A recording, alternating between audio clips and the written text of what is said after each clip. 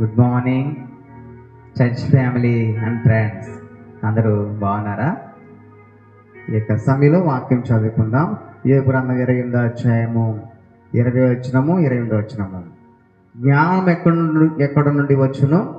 వివేచన దొరుకు స్థలం ఎక్కడున్నది? యెహోవాయందు భయభక్తులే జ్ఞానమనియు దుష్టత్వ విడుచుటే వివేకమనియు ఆయన నరులకు సెలవిచ్చెను అని రాయబడింది. అంటే జ్ఞానం ఎక్కడుంది, వివేచన ఎక్కడుందంటే దేవుని గురించిన భయమే జ్ఞానము, దుష్టత్వం విడిచిపెట్టడమే వివేచన, మంచి వివేకము అని రాయబడింది.